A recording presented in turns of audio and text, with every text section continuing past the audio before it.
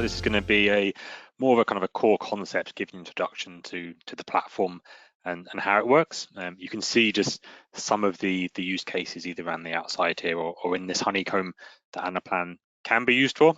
Each one of these has this concept of a whole suite of functionality, of logic within it.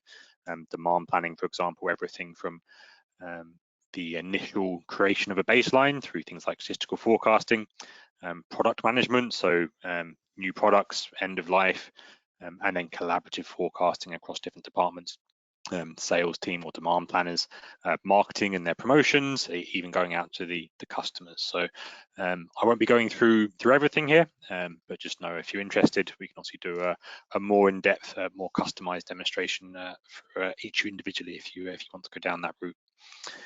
In terms of what I'm going to show you today, I'm going to focus mainly just on a demand side, seeing how you can flex the demand across different scenarios, reacting to any of those changes that Matthew just took us through.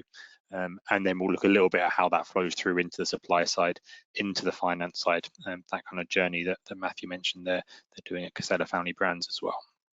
In terms of just some, I guess, core basics in terms of what Anaplan actually is. So Adam mentioned it's cloud-based, and the idea is that it's all run through this concept of dashboards like the one you can see here. These are built by yourselves, hours training, and you'll be a pro at choosing what grids of data, what charts you want to use.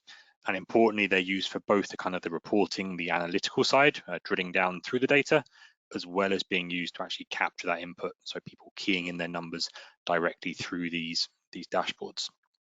Anaplan's multi-dimensional. You heard Matthew use the idea of a list in terms of a slice of data. I have those lists across the top here.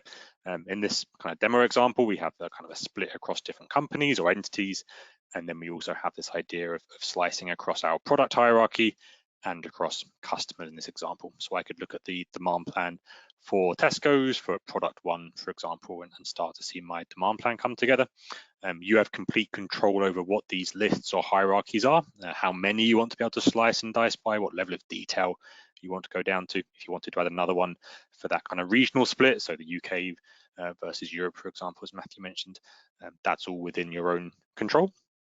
Importantly, what they mean is that you can have one dashboard or one set of logic, and then it applies across all of these lists that you see here. So that means firstly, you don't need the same copy of the same dashboard repeated 50 times and have to maintain them separately.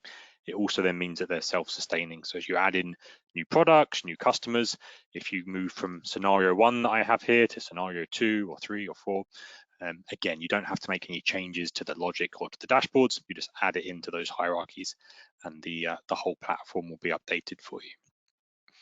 In terms of then actually applying some logic here, so we have a situation where we have some actuals through to a certain point. Anaplan's agnostic when it comes to the source data that it brings in.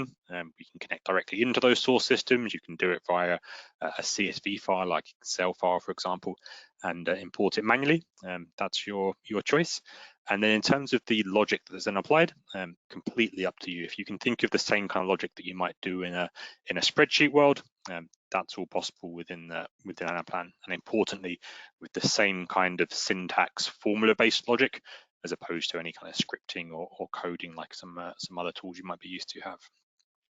In terms of the logic we're looking at here for a demand plan, we have this idea of a baseline first. So this is our line here you can see on the chart. This has been produced for us. Completely up to you how you produce this baseline. Some people do things like rolling averages. Some people will start from zero based, but you do have the option within Anaplan. There's a pre-built application that has about 25 or so pre-built statistical forecasting methods. So you can bring in your history, pass it through those methods.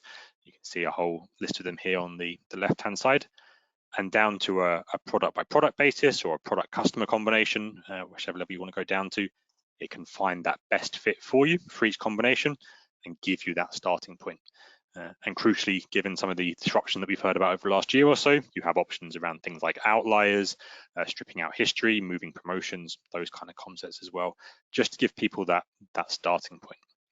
Where I guess the more important piece comes in, as far as the conversation we've just had, is how you can actually, as an end user, amend the forecast. So you have a baseline that's been done for you based on history maybe, but if there's known events, if there's changes that you want to make, how can you do those? So firstly, again, you choose your level. So if I'm right at the detailed level here, for example, against an individual scenario, I could just come in and put in a manual adjustment, just like you might do in a spreadsheet world. I can go across, I can type in my adjustments. These are all fully tracked, auditable. You can understand exactly who's made the changes when they've changed them. And importantly, they can put in any supporting comments and commentary as to why they're making those changes as well. But these are all held against that single scenario. So as you move through, if you want to do a scenario 2, a scenario 3, if you're doing best case, worst case, expected case, if you're doing what if the Suez Canal gets blocked again, you can spin up as many of these scenarios as you want and enter different adjustments against them. You also have the option of making more kind of wholesale changes. So if we go back to the COVID example that we spoke about, you wouldn't want to come down to an individual product, individual customer, and start making changes. Instead, you can do kind of higher level adjustments.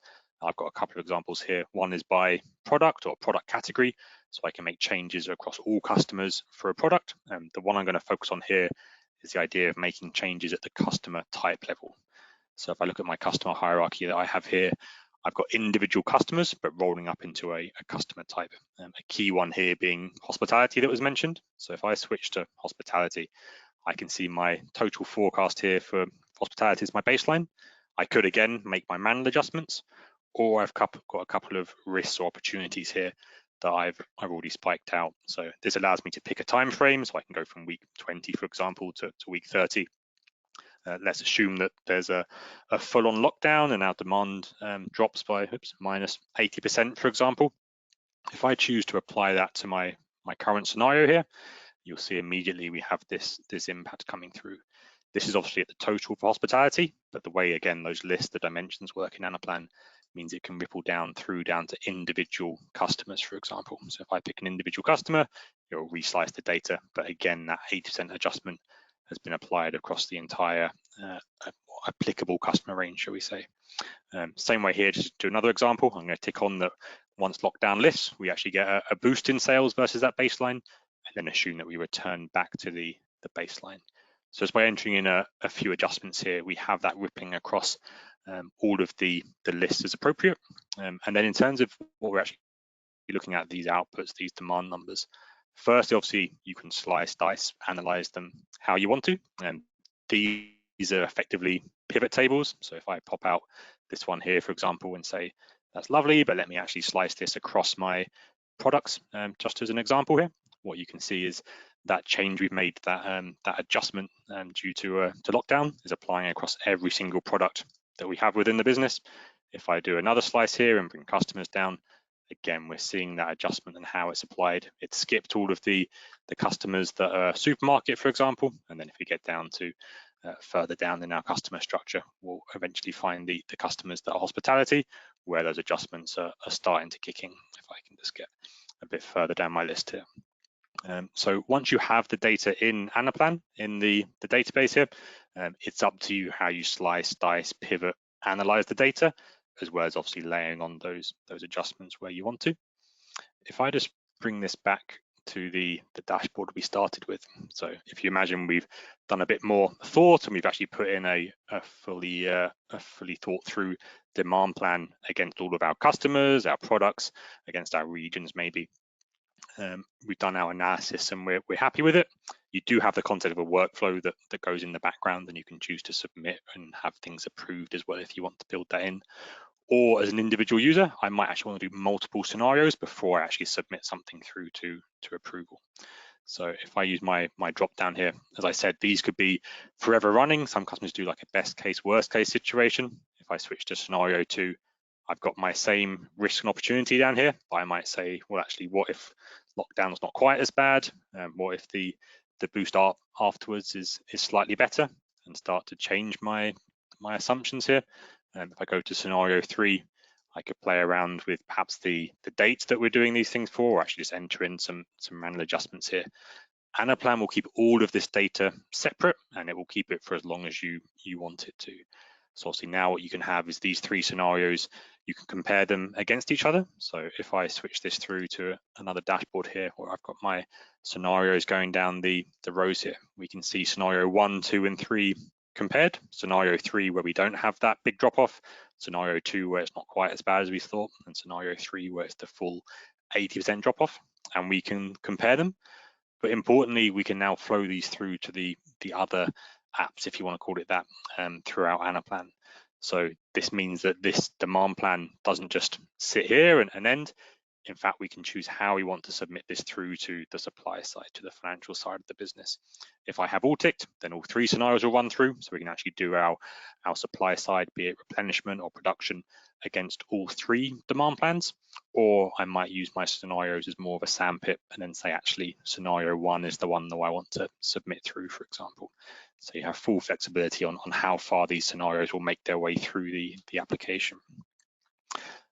If I just jump back to the home screen and just show some of these other pieces. So I'll jump into the supply chain. Again, there's a whole suite of functionality that I won't have time to go into, but just to show how this link works. If we look at product 1, for example, we have this simple concept of the starting inventory, the stock we have at the start, and we have that demand coming through, and then it's helping us with suggested receipts, dates of those receipts to make sure we stay above our safety stock level. And obviously, as you change things like safety stock, the inventory policy, this will all sync through as well. Just to show you how this all syncs through though, if you think about, if I go for week 20, for example, we have our planned demand here of 1,300. If you think that as people are actually creating their forecast, as they're doing their different scenarios, as they're keying in their adjustments that they're making, if I go down to an individual customer here, and I'll do scenario 1 here as well. If I make a big change in week 20, if I make it something stupid, so we'll be able to see it clearly, and we'll say that actually we're going to sell 100,000 units in week 20 of product 1 here. This is actually getting allocated down to different distribution centers depending on the routes that you have on your supply chain. But we end up in a situation where that 100,000 has come through instantly for us. So through into week 20, suggested receipts coming with whatever appropriate lag is associated to then feed through into our replenishment plan. So as people are making their changes live in Anaplan, it's rippling through the entire system. In this case, through to the supply side, so I can make any replenishment decisions. I can order in the various stock that I need to meet that. Obviously, depending on the lead time, Matthew, you mentioned a much longer one than the week that I'm dealing with in this situation. But obviously, those are just drivers that would be built into the model. And then through to things like workforce. So if you want to drive off the requirements for labor off the back of that demand, if I have my huge spike, obviously we have a big staffing gap now that we need to fill. Do we look at that through permanent staff, temporary staff, contractors? These are all additional use cases that layer onto that initial demand plan. And then just because my time is running out here, if I just finish off on the financial side, by having that demand plan, by having simple concepts like a price book or a bill of materials, for example, we'll obviously then be able to take those plans and financialize them. So in this case, looking again by the customer, so I could see for Tesco's, for example, for a certain region, statistical information, so things like the volumes that are coming through, number of orders that are being placed, and then through into the financials. So we're taking those numbers, we're working out things like net sales, we're working out our materials cost, our sourcing costs, doing any allocations as well. So if you want to take central costs, be it things like overheads, you can see here we've got things like order management overheads or procurement costs, and actually allocate them down to individual products, individual customers.